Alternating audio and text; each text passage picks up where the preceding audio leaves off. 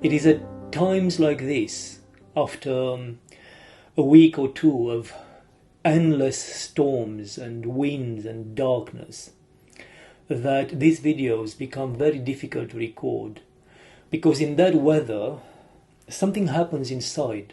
Winter time in general, something happens inside, where layer after layer, blanket after blanket of silence and the need for solitude and a need to be alone with Christ and with your prayer.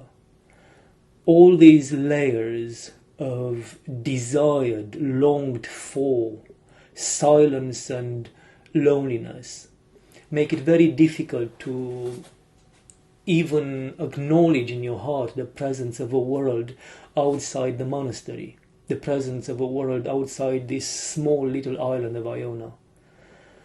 But at the same time, this is when my heart grows. These are the months when my heart nourishes, and it nourishes precisely on this silence and on these blankets of being alone with Christ. And it is at this time that silly questions arise to a monk's heart. And for the last week or so, I've actually lived almost constantly with one such question. And I'd like to share that with you, because it's a question that's been very helpful to me, and I pray that somehow it will help you as well. For some reason, the thought of having Christ present physically next to me occurred a few weeks ago, and I took it down in a note in my journal. A day with Christ.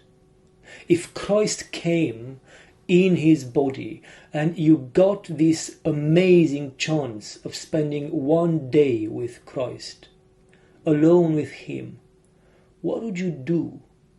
What would you say if you had all that time with Christ, if you had him to yourself entirely for all that time, one full day with Christ? What would you say?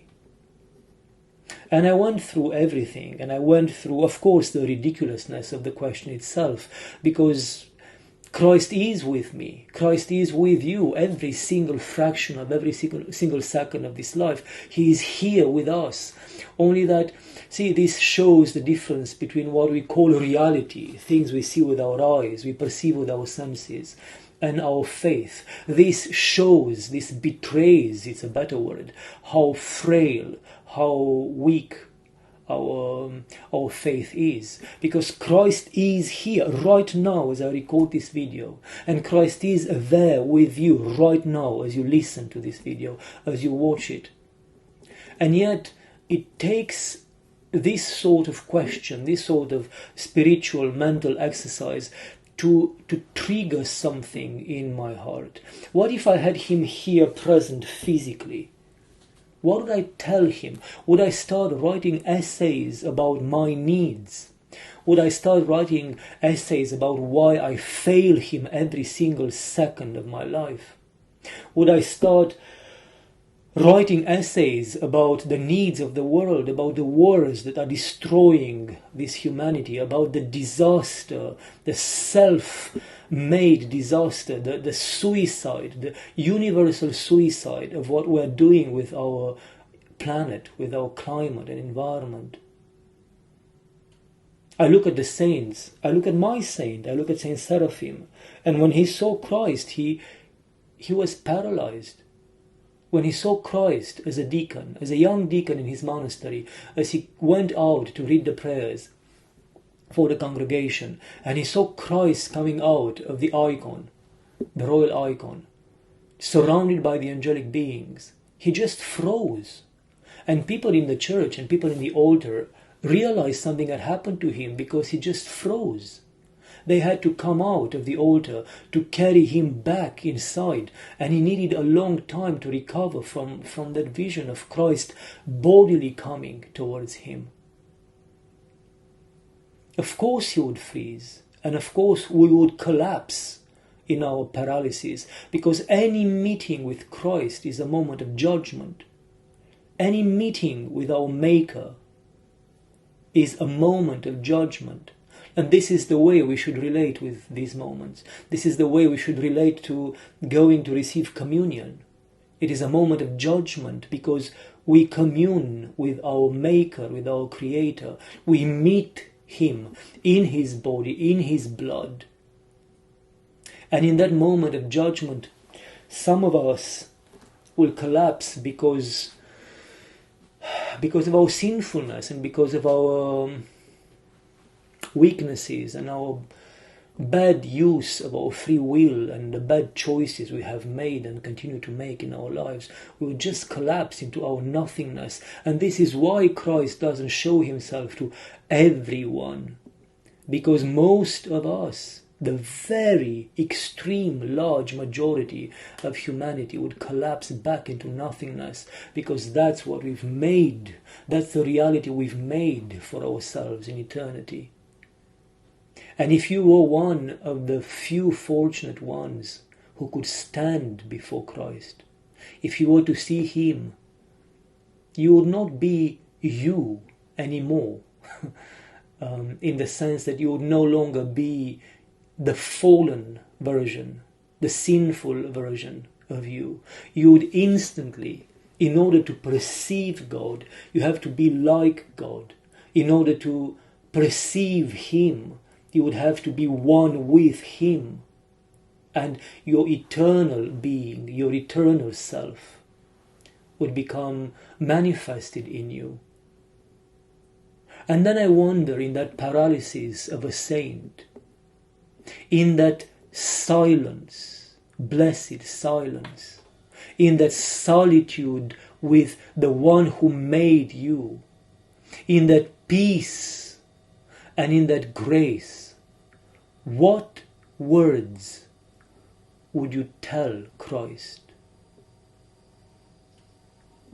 You know, the saints speak of silence as the sacrament, the mystery of the world to come.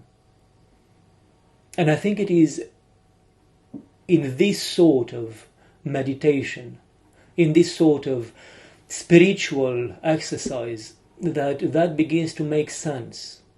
Not logically, because our brains can not serve us when it comes to these realities, but it begins to make spiritual sense, because indeed, when your heart made of nothing beats next to the heart of the one who made you out of nothing and brought you into being out of non-being, when your created heart beats next to the uncreated heart of the one who made you,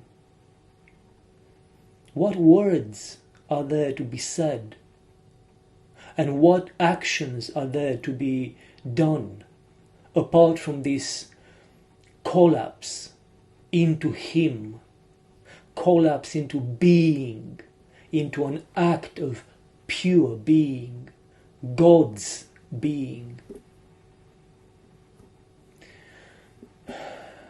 It is in times like this, when it's dark outside and when the storms are howling and when the clouds close in so visibly that you can almost reach out and grab, a fluffy cloud, and they create this igloo like a beehive, like an igloo above our house, above our community, above our island, to the point that you forget that there is a reality, there is a world out there.